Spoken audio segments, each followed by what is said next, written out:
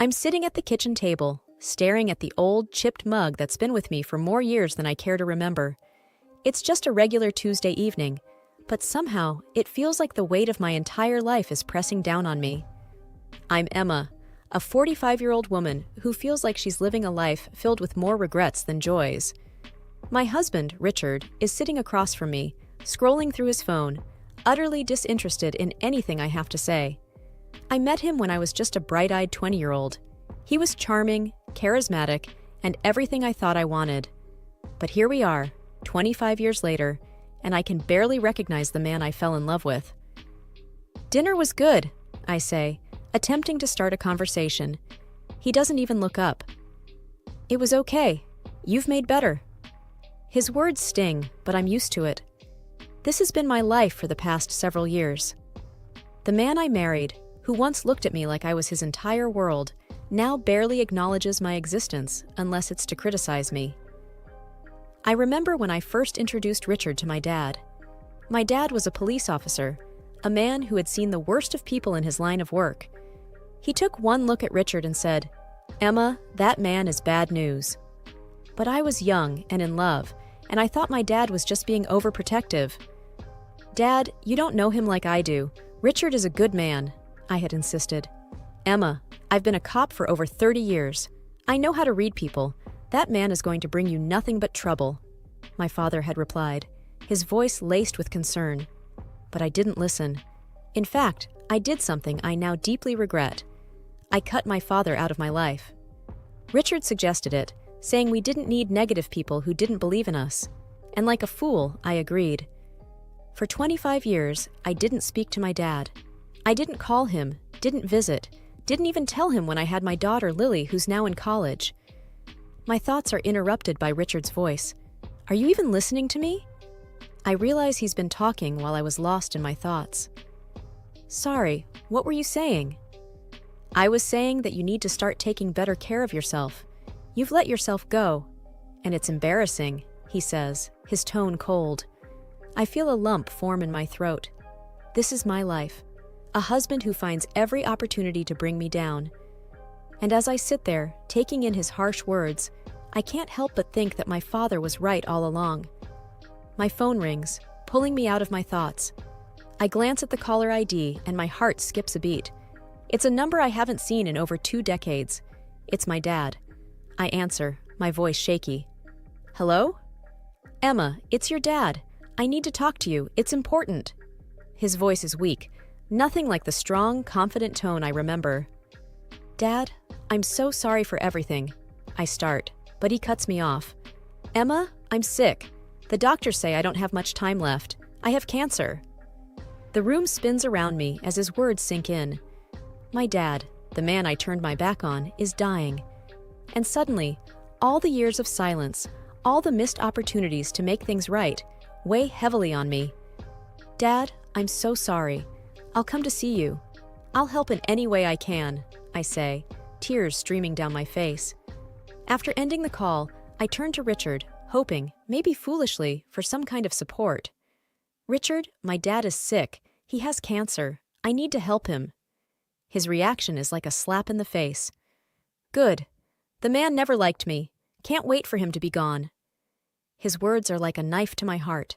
In that moment, I realize just how blind I've been. My husband, the man I chose over my own father, is cruel and heartless. And I can't help but wonder if my life would have been different if I had just listened to my dad all those years ago. I'm sitting on the edge of the bed in our bedroom, my hands trembling. The room feels cold, even though it's a warm night. Richard's words keep echoing in my head. Can't wait for him to be gone. How can he be so heartless? I thought I knew him, but it seems I've been living with a stranger. I pick up my phone again, dialing my dad's number. It rings, and then finally, he picks up. "Emma?" His voice is weak but filled with hope. "Dad, I'm so sorry. I'm going to help you. I don't know how yet, but I will find a way," I say, my voice choked with emotion. "Emma, you don't have to. You've got your own life." "No, Dad. You're my father. I should have been there for you all these years. I'm going to make this right." We talk a little more. He tells me about his condition, about the treatments he needs but can't afford. My heart aches. I've missed so much, and now, when he needs me the most, I feel helpless. After the call, I sit there, lost in thought. Then something inside me clicks. I can't let my father suffer because of my mistakes. I need to do something. I go to the living room where Richard is watching TV. Richard, I've decided. I'm going to help my father. He needs money for his treatments. I'm going to use our savings. He looks at me like I've lost my mind. You're going to do what? Are you crazy? That's our money, Emma. We saved that for us, for our future. There won't be a future if I let my father die knowing I could have helped him. I can't live with that, I say, my resolve firm. He laughs, a cold, mocking laugh. So the prodigal daughter returns. You think playing the good daughter now will make up for all the years you ignored him? It's pathetic. His words sting, but I don't let them sway me. I don't care what you think. I'm doing this. I go to our home office and start transferring the money. It's a lot, almost all our savings. But it doesn't matter. This is for my dad, for all the years I wasn't there for him. When I finish, I feel a sense of relief, but it's short-lived. Richard storms into the room, his face red with anger. You actually did it. You gave our money to that old man. He's my father, Richard. He's dying. What was I supposed to do? Just let him suffer? You were supposed to think about us, about our life together. But you've always been selfish, Emma, always thinking about yourself. I'm stunned. How can he twist this into something about him? Selfish? I'm trying to save my father's life. How is that selfish? He doesn't answer. Instead, he turns and leaves the room, slamming the door behind him. I'm left standing there, feeling more alone than ever. But there's also a sense of determination inside me. For the first time in years, I'm standing up for what I believe in. It's scary, but it also feels right. I pack a small bag with some clothes and essentials. I don't know what's going to happen next, but I can't stay here, not with Richard. Not now. I write a note, telling him I'm going to my dad's, that I need some time to figure things out. I don't know if he'll even care, but I leave it on the kitchen counter anyway. Then, with my bag in hand, I step out of the house. The night air is cool on my skin, and as I walk to my car, I feel like I'm taking the first steps towards a new life. A life where I'm no longer bound by regrets and what-ifs.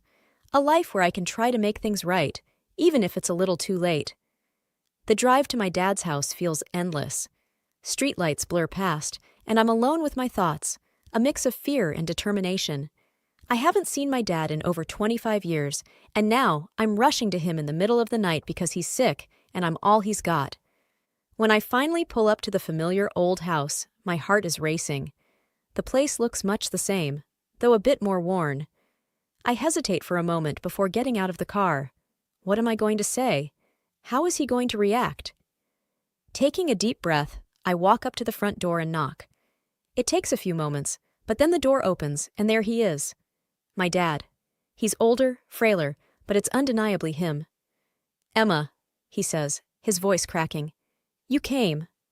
I nod, fighting back tears. I'm here, Dad. I'm so sorry. He steps aside, letting me in. The house smells the same as I remember, a mix of coffee and old books. We go to the living room and sit down. It's awkward at first, but then we start talking, and it's like the years start to melt away. I'm so sorry, Dad. I should have been here, I say, my voice thick with emotion. It's okay, Emma. You're here now. That's what matters. We talk about his illness, about the treatments he needs. He shows me the medical bills, and they're staggering, but I reassure him that I've got it covered. He tries to protest, but I won't hear it. Then I tell him about Richard, about how he reacted when I said I was going to help. I don't go into all the details, just that we had a fight and that I needed some time away. My dad listens, his expression somber. I warned you about him, Emma, but you were young, in love. I understand. But you were right, Dad. You were right all along. He reaches out, taking my hand. What are you going to do now? I shake my head. I don't know, Dad. I just don't know. We sit there for a while, just talking. It's strange, but it feels good, like we're making up for lost time. Eventually, I get up to leave. I've got a lot to figure out, and it's late. But as I'm about to walk out the door, my dad stops me. Emma, wait. There's something you should know. He goes to his desk and pulls out a folder, thick with papers. I've been keeping tabs on Richard. Ever since you married him. I knew he was bad news, and I wanted to protect you, just in case.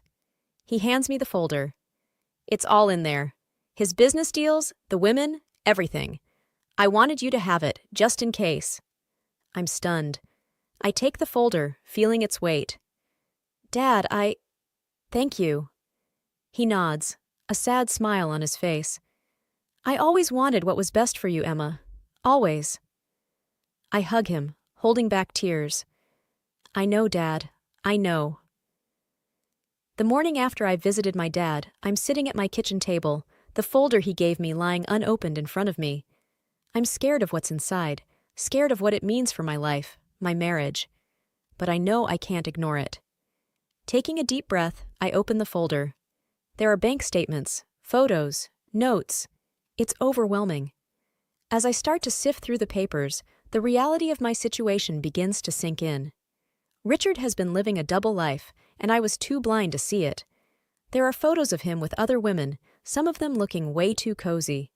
There are bank statements showing large amounts of money being moved around, and notes about shady business deals.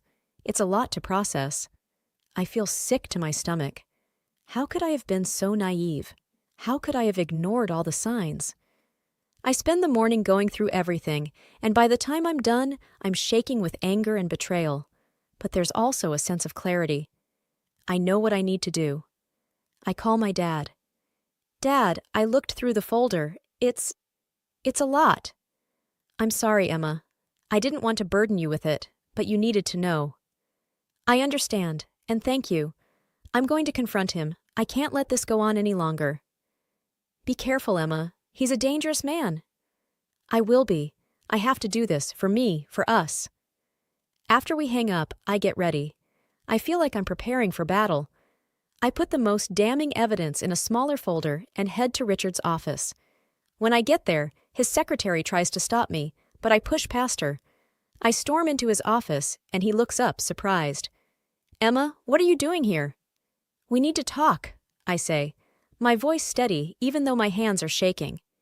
He smirks. About what? About this, I say, throwing the folder on his desk. About your lies, your cheating, your dirty business. He goes pale, but then he regains his composure. You don't know what you're talking about. I know everything, Richard. My dad has been keeping tabs on you since we got married. It's all here. The women, the money, everything. He starts to get angry. Your dad? That old fool? He's just trying to break us up. He's always hated me. He was right about you, and I was too blind to see it, but not anymore. He stands up, coming around the desk. You're not going to ruin me, Emma. You're my wife. You're supposed to stand by me. Not anymore. I want a divorce, Richard. I want out of this sham of a marriage. He laughs, a cold, bitter laugh. You think you can just walk away? You think you can take me down? I won't let you. I'll ruin you first. I stand my ground, even though I'm scared. I'm not afraid of you anymore. I know the truth, and I'm not going to let you control me any longer. He looks at me, really looks at me, and I can see the realization dawning in his eyes. He knows he's lost. Get out, he says finally. Get out and don't come back. The next few days are a blur.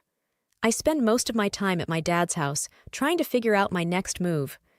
The thought of going back to the house I shared with Richard makes my skin crawl. I can't face him, not yet. My dad is a rock during all of this.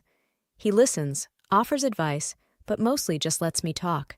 It's comforting, being here with him. It feels like I'm making up for lost time.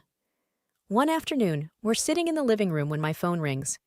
It's a number I don't recognize, but I answer it anyway. Hello? Is this Emma Richards? A man's voice asks. Yes, it is. Who's this? My name is Detective Harris. I'm with the City Police Department. I'd like to talk to you about your husband. My heart skips a beat. What about him? We've been investigating him for some time now. We believe he's involved in a number of illegal activities. We received some information recently that has accelerated our investigation. I glance at my dad, who's watching me closely. What kind of information? It's best if we discuss this in person. Can you come down to the station? Yes, of course. I'll be there as soon as I can. I hang up, feeling a mix of fear and relief. It's happening. It's really happening. Dad, the police want to talk to me about Richard. They think he's involved in illegal activities. My dad nods. It's about time. You need to tell them everything, Emma. Don't hold back. I won't. I'm done protecting him. I head to the police station, my mind racing. When I get there, Detective Harris is waiting for me. He's a middle-aged man with kind eyes and a serious demeanor. Thank you for coming in, Mrs. Richards, he says as he leads me to an interview room. Please, call me Emma, and thank you for seeing me. We sit down, and he gets right to the point. We've been investigating your husband for some time. We believe he's involved in a number of fraudulent activities, including money laundering and embezzlement. I nod, trying to keep my composure. I believe you're right. I have some evidence that might help. I tell him everything. About the folder my dad gave me, about the bank statements, the photos, the notes. I tell him about the confrontation with Richard, about how he threatened me. Detective Harris listens, taking notes. When I'm done, he looks at me, his expression serious. This is very helpful, Emma. With your testimony and the evidence you've provided, we can build a strong case against your husband. What happens now? I ask, feeling a mix of emotions. We'll continue our investigation, gather more evidence. It's likely we'll need you to testify in court. Are you prepared for that? I nod, feeling a surge of determination. Yes, I'll do whatever it takes to make sure he pays for what he's done. Detective Harris nods. Good, we'll be in touch. And Emma, you're doing the right thing. I spend my days helping Dad around the house and taking him to his doctor's appointments. His health seems to be holding steady, a small blessing in the midst of everything else.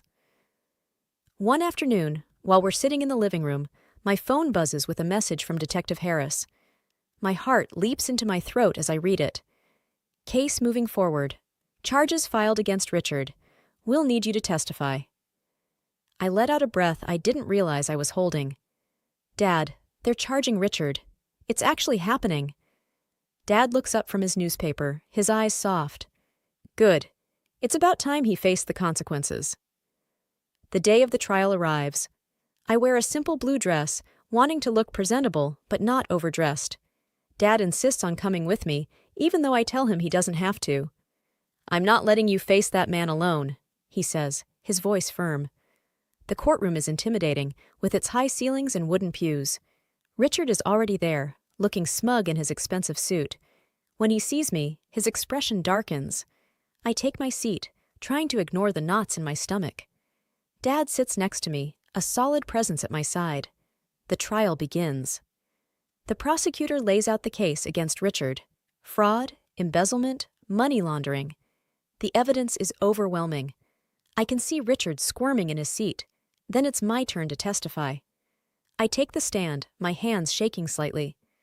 The prosecutor asks me to tell the court about my relationship with Richard, about the money he took, the abuse, the threats. I speak slowly, making sure to tell the truth, the whole truth. Richard's lawyer tries to shake me with his questions, but I stand firm. I'm not afraid of Richard anymore. When I'm done, I step down from the stand, feeling like a weight has been lifted from my shoulders. Dad gives me a small smile, his eyes proud. The trial goes on for several days. Witnesses, evidence, testimonies, it all blurs together. But through it all, I can see the case against Richard building, piece by piece. Finally, the jury goes out to deliberate. The wait is agonizing, every second stretching out endlessly. Dad and I don't talk much, just sit together in silent support. Then, the moment of truth arrives. The jury is back. We're called into the courtroom. My heart is pounding so hard I can barely hear anything else. The judge asks the jury for their verdict. The foreman stands up, a slip of paper in his hand. We find the defendant, Richard Richards, guilty on all counts. A wave of relief washes over me, so strong I almost feel dizzy. Richard is staring at the jury, his face a mask of disbelief. The judge thanks the jury and then turns to Richard. Given the severity of the crimes and the evidence presented, I hereby sentence you to 10 years in prison and order the return of all funds embezzled from Emma Richards. Richards' face crumples. He starts to say something, but the bailiffs are already leading him away. As I walk out of the courtroom, I feel like I'm walking on air. Justice has been served. Richard will pay for what he's done. And for the first time in a long time, I feel like I can finally start to move on. Dad puts his arm around me as we walk. I'm proud of you, Emma. You stood up to him. You did what was right. I lean into him, feeling tears prick my eyes. Thanks, Dad. I couldn't have done it without you. We walk out of the courthouse together, ready to face whatever comes next. Life after the trial feels different, like waking up from a long, turbulent dream. The house is quieter now, just me and Dad. We've settled into a comfortable routine, looking after each other. But there's one thing I haven't done yet, one loose end that still nags at me. My daughter, Lily. I've been thinking about her a lot, about how I've been a less than perfect mother, how I let her grow up in a toxic environment. The guilt gnaws at me every day. But today, I decide, is the day I'll try to make things right. I pick up my phone and dial her number, my hands trembling slightly. Mom? Lily sounds surprised when she answers. Hey, Lily, can we talk? Maybe meet somewhere? There's a pause, and for a moment, I'm afraid she'll say no. But then she agrees, and we decide to meet at a small cafe near her college. I arrive early, nervous energy making me fidgety. When Lily walks in, my heart aches. She's grown into a beautiful young woman, but there's a wariness in her eyes that I hate to see. Hey, I say as she sits down. Hey, she replies, her voice guarded. I take a deep breath. Lily, I'm sorry. I know I wasn't the mother you needed. I let you down, let you grow up in a bad situation. I'm so sorry. Lily looks at me, her expression unreadable.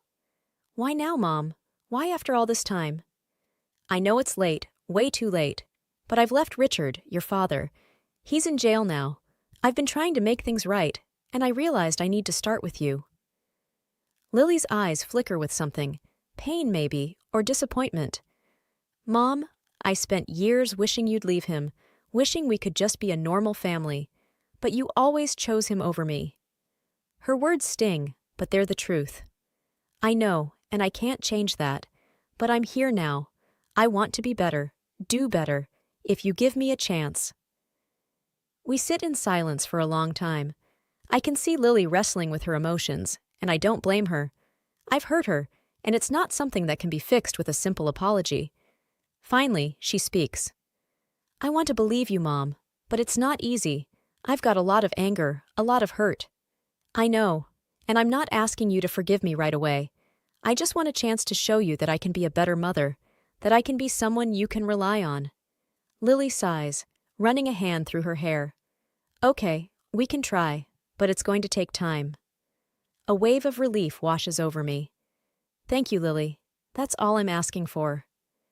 We talk for a while longer about her college, her plans for the future. It's awkward at times, but it feels like a start, like maybe there's a chance for us to build something new. Months pass, and the world around me starts to take on a new shape, a new meaning.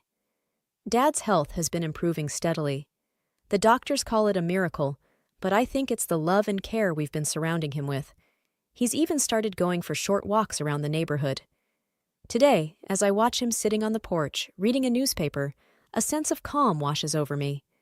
I walk over and sit beside him, taking in the peaceful morning. You're looking better every day, Dad, I say, smiling at him. He looks up, his eyes twinkling. Feeling better too, Emma. It's like I've been given a second chance at life. I nod, feeling a surge of gratitude. We both have, Dad. Just then, Lily arrives. She's been visiting more often, and with each visit, I feel our bond strengthening. She waves at us, a bright smile on her face. Morning, you two, she greets cheerfully. Morning, Lily, Dad replies. Join us. We were just enjoying the morning sun. Lily takes a seat, and for a while, we sit in comfortable silence, basking in the warmth of the sun and each other's company. Mom, I've been thinking, Lily starts, breaking the silence. I want to help people who've been in situations like ours, maybe volunteer at a shelter or something. My heart swells with pride. That's a wonderful idea, Lily. Dad nods in agreement. Using your experience to help others, that's a noble path. Lily's eyes are determined. I want to make a difference, even if it's small. I reach out and squeeze her hand. You already are, sweetheart. Our conversation drifts to lighter topics after that. Plans for the weekend, a new recipe I want to try, the book Dad's been reading. It feels normal, and for the first time in a long time, I feel content. I have my father, my daughter, and a newfound strength within me. I've survived the storm, and now I'm ready to embrace the calm after it. Ready to build a new life, a better life. A life where I'm not just surviving, but thriving.